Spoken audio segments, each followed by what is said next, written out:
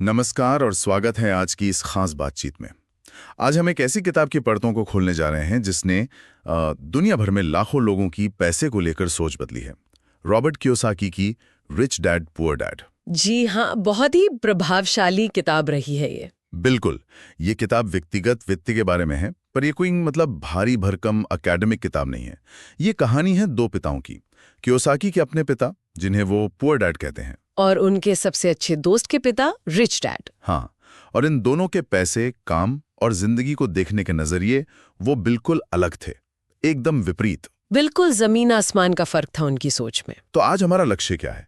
हमारा लक्ष्य है इस किताब से वो मुख्य सबक, वो आइडियाज निकालना जो सच में सोचने पर मजबूर करते हैं और शायद पैसे के साथ हमारे रिश्ते को देखने का एक नया तरीका देते हैं। तो कहानी के दो मुख्य किरदार हैं। पहले पुअर डैड, उच्च शिक्षित थे, सरकारी कर्मचारी, एकेडमिक सफलता, नौकरी की सुरक्षा, रिटायरमेंट प्लान, इन चीजों को बहुत महत्व देते थे। हाँ, उनका मंत्र था स्कूल जाओ, अच्छे ग्रेड लाओ और एक सुरक्षित नौकरी ढूंढो। एक तरह से पारंपरिक सोच। बिल्कुल पारंपरिक। और दूसरी तरफ रिच डैड। हाँ, रिच डैड, जिन्होंने 8वीं के बाद पढ़ाई छोड़ दी थी, लेकिन वो एक सफल उद्यमी बने, निवेशक बने। उनका जोर था वित्तीय शिक्षा पर, मतलब फाइनेंशियल लिटरेसी, कैसे पैसे से पैसा बनाया जाए और लीक से हटकर सोचना। हाँ, वो कहते थे असली दुनिया में सीखो, गलतियां करो और समझो कि पैसा असल में काम कैसे करता है। सही बात है। और यहीं से कियोसाकी की फाइनेंशियल एजुकेशन की यात्रा शुरू होती है, दो बिल्कुल अलग गुरुओं के साथ। दिलचस्प है ये। चलिए तो इस दिलचस्प विरोधाभास में उतरते हैं। पहला सबक, और शायद सबसे चौंकाने वाला, कियोसाकी ने सीखा अमीर पैसे के लिए काम नहीं करते। ये सुनने में ही उल्टा लगता है ना। हाँ, ये तो पारंपरिक सोच को सीधी चुनौती है। पुअर डैड कहते थे खूब पढ़ो ताकि अच्छी कंपनी में नौकरी मिले। और रिच डैड? रिच डैड कहते थे खूब पढ़ो ताकि तुम एक अच्छी कंपनी खरीद सको। वाह, क्या ये सिर्फ शब्दों का खेल है या इसके पीछे कोई गहरा मतलब है? यही तो सवाल है। नहीं, ये सिर्फ शब्दों का खेल नहीं है। ये मानसिकता का, माइंडसेट का बुनियादी फर्क है। कियोसाकी बताते हैं कि ज्यादातर लोग चूहा दौड़ में फंस जाते हैं। रैट रेस जिसे कहते हैं। रैट रेस, हाँ। सुबह उठो, काम पर जाओ, बिल भरो और ये चक्र बस चलता रहता है, चलता रहता है। उनकी जिंदगी दो भावनाओं से चलती है। एक तो डर, नौकरी खोने का डर, बिल ना भर पाने का डर, और दूसरी है इच्छा, मतलब ज्यादा पैसे से बेहतर चीजें खरीदने की इच्छा। तो डर और इच्छा के बीच फंसे हुए। बिल्कुल। और वे असल में अपना कीमती समय पैसे के लिए बेच रहे होते हैं। तो रिच डैड का सिद्धांत क्या था इससे निकलने का? रिच डैड का सिद्धांत था कि इस दौर से बाहर निकलने के लिए आपको पैसे को अपने लिए काम पर लगाना होगा। पैसे को अपने लिए काम पर लगाना। हाँ, इसका मतलब है पैसिव इनकम बनाना, निष्क्रिय आय। पैसिव इनकम यानी ऐसी संपत्ति, ऐसे एसेट्स बनाना जो आपके सक्रिय रूप से शामिल न होने पर भी, मतलब जब आप काम नहीं भी कर रहे तब भी लगातार कैश फ्लो, नकदी प्रवाह उत्पन्न करे। कियोसाकी का वो बचपन वाला उदाहरण याद है? कॉमिक बुक लाइब्रेरी वाला। हाँ हाँ, बिल्कुल। उन्होंने और उनके दोस्त ने पुरानी कॉमिक्स इकट्ठी की और अपने बेसमेंट में बच्चों के लिए एक छोटी सी लाइब्रेरी खोल दी, मामूली फीस पर कॉमिक्स पढ़ने के लिए। और मजे की बात ये थी कि जब वो वहां नहीं भी होते थे तब भी उनकी वो लाइब्रेरी पैसे कमा रही थी। सही। ये निष्क्रिय आय का एक बहुत ही सरल लेकिन बहुत शक्तिशाली उदाहरण है। उनका वो छोटा सा बिजनेस उनके लिए काम कर रहा था, वे उस बिजनेस के लिए काम नहीं कर रहे थे। और यही हमें दूसरे महत्वपूर्ण सबक की ओर ले जाता है। बिल्कुल। और वो है वित्तीय साक्षरता का महत्व, फाइनेंशियल लिटरेसी। हाँ। रिच डैड कहते थे कि स्कूल हमें प्रोफेशनल स्किल्स तो सिखाते हैं, लेकिन पैसे के बारे में कुछ नहीं सिखाते। सही बात है। और इसी वजह से बहुत से पढ़े लिखे लोग भी आर्थिक रूप से संघर्ष करते रह जाते हैं। उनका सबसे बुनियादी सबक था एसेट और लायबिलिटी के बीच का फर्क समझना, संपत्ति और देनदारी। इसे आप कैसे समझाएंगी? देखिए, ये बहुत ही सीधा है, लेकिन अक्सर लोग इसे नजरअंदाज कर देते हैं। रिच डैड की परिभाषा बहुत सरल थी। संपत्ति यानी एसेट वो चीज है जो आपकी जेब में पैसा डालती है। ठीक है। और देनदारी यानी लायबिलिटी वो चीज है जो आपकी जेब से पैसा निकालती है। बस इतना ही? सुनने में तो बहुत आसान लगता है भी आसान, लेकिन इसका असर बहुत गहरा है। वित्तीय रूप से स्वतंत्र होने का रास्ता क्या है? लगातार संपत्ति अर्जित करना, एसेट्स बनाना, और देनदारियों को, लायबिलिटीज को कम करना। तो संपत्ति के उदाहरण क्या हो सकते हैं? जैसे कोई प्रॉपर्टी जिससे किराया आता हो।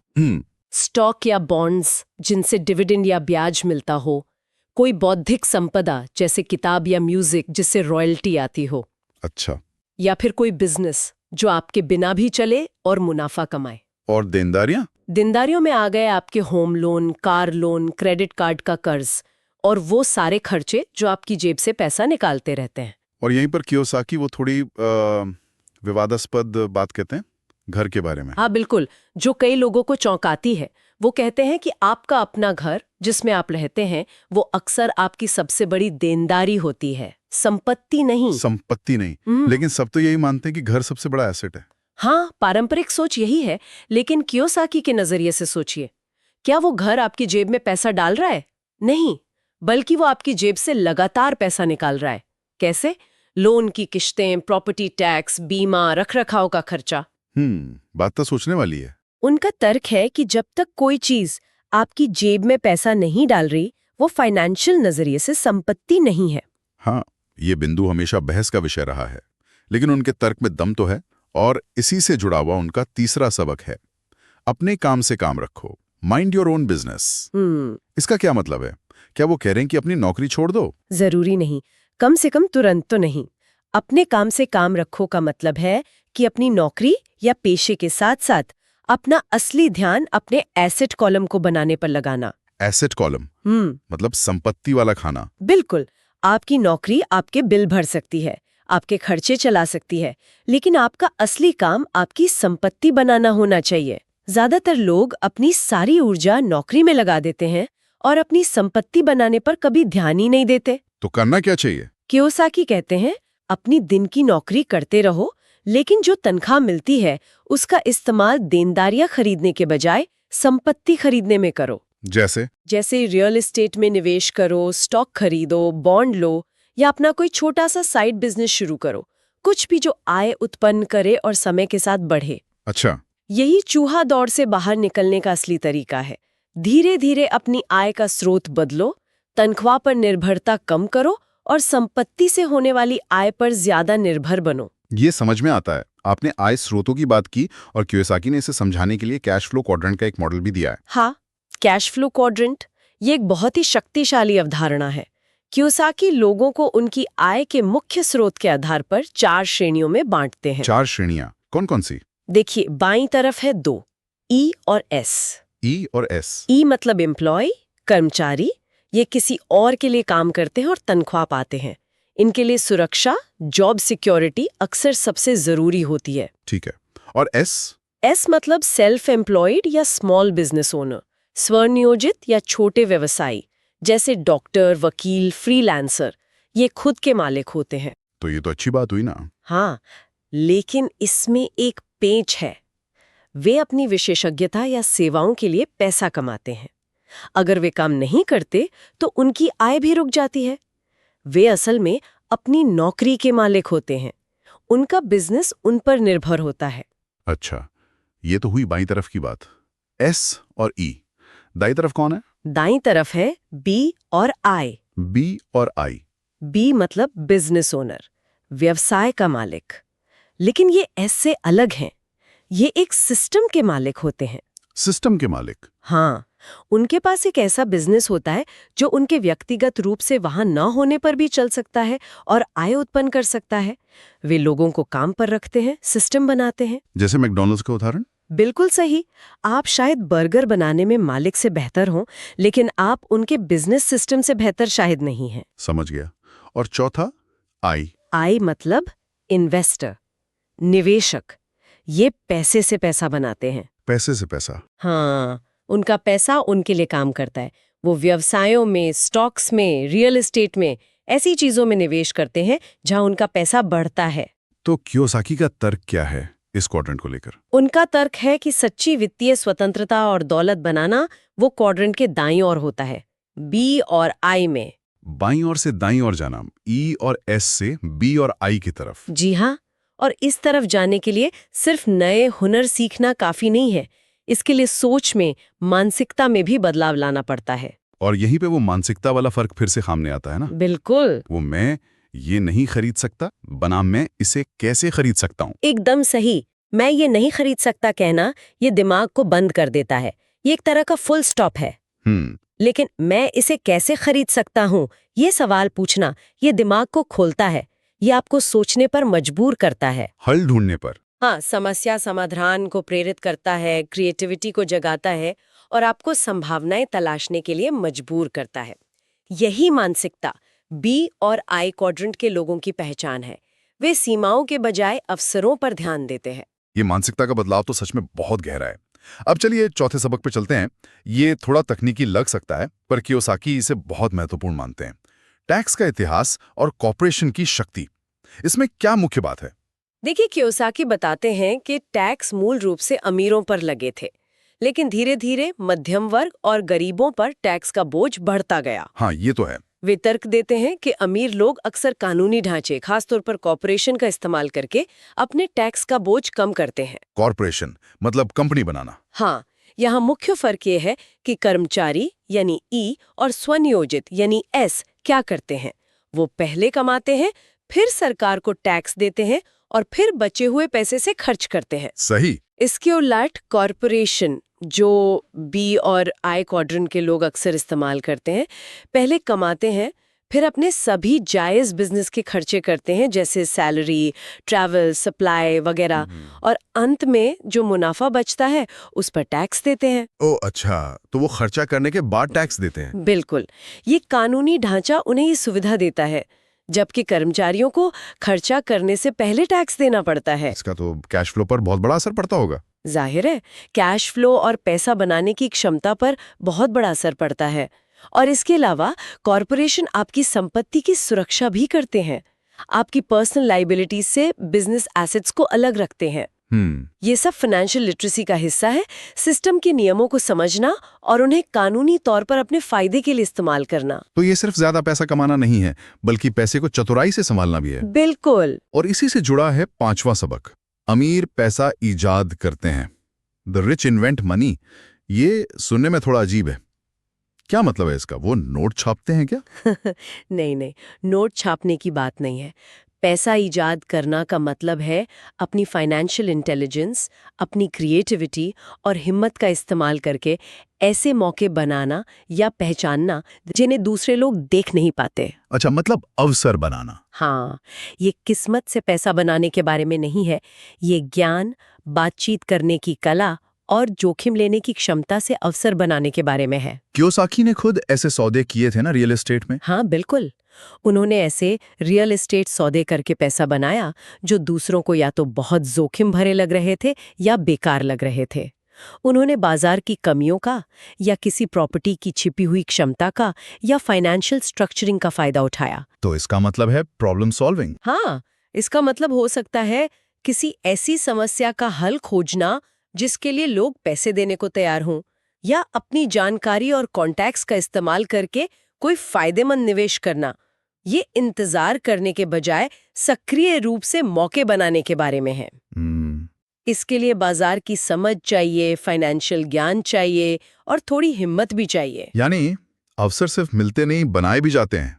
ये एक शक्तिशाली विचार है। बिल्कुल। और अब अंतिम छठा सबक, सीखने के लिए काम करें, पैसे के लिए नहीं।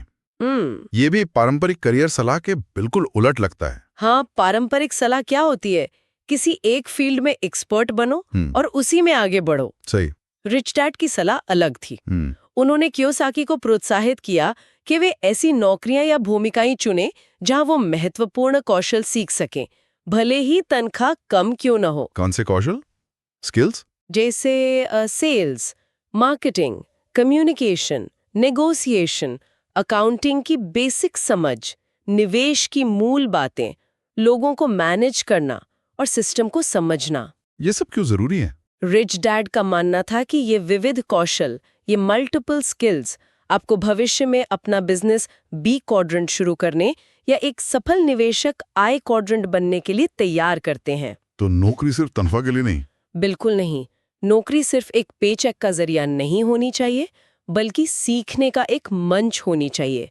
हर अनुभव, खास तौर पर असफलताएं और गलतियां, वो सबसे कीमती सबक सिखा सकती हैं। डरने के बजाय उनसे सीखना चाहिए। हाँ, उन्हें सीखने के अवसरों के रूप में देखना चाहिए। ये लॉन्ग टर्म सोच है।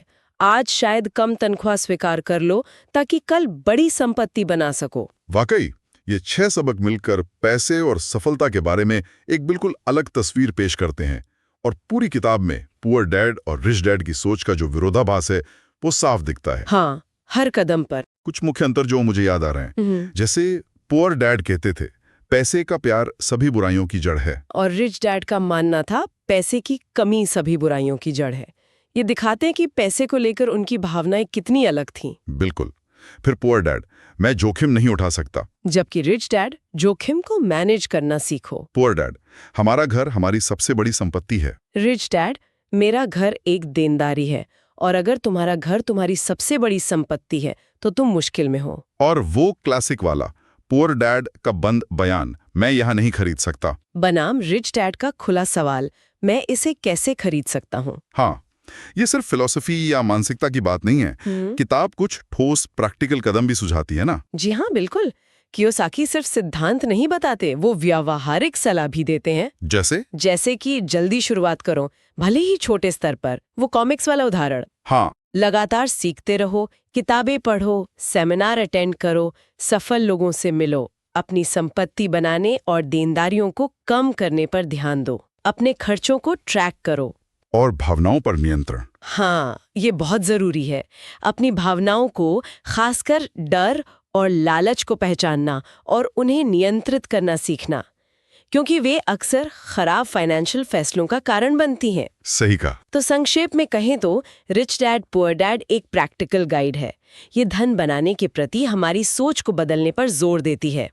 ये सिर्फ ज्यादा पैसा कमाने की तकनीकें नहीं बताती, बल्कि ये फाइनेंशियल लिटरेसी हासिल करने, संपत्ति को देनदारियों से ऊपर रखने, एक उद्यमी वाली सोच अपनाने और आखिरकार पैसे को अपने लिए काम करने देने का दर्शन सिखाती है। और ये सुखी थियरी नहीं है।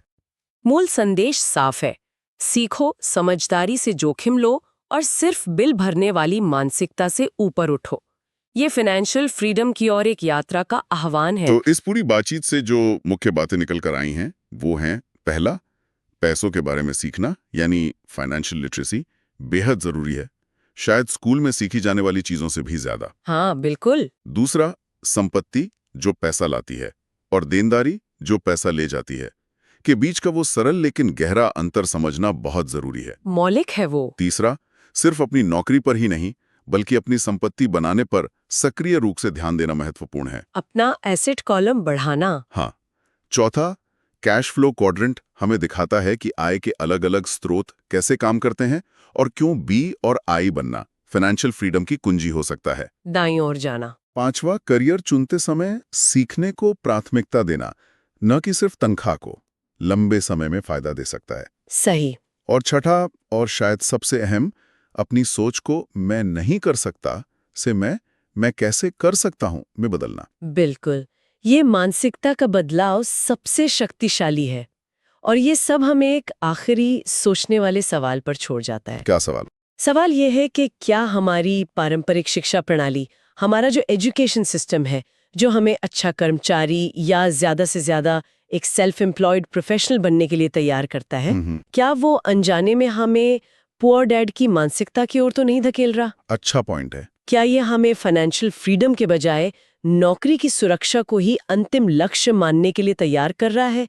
इस पर सोचना दिलचस्प है कि शिक्षा को हमें जीवन के वित्तीय पहलुओं के लिए, फाइनेंशियल एस्पेक्ट्स के लिए कितना और कैसे तैयार करना चाहिए। वाकई ये एक बड़ा सवाल है जिस पर विचार किया जाना चाहिए।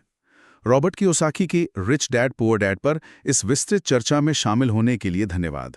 धन्यवाद।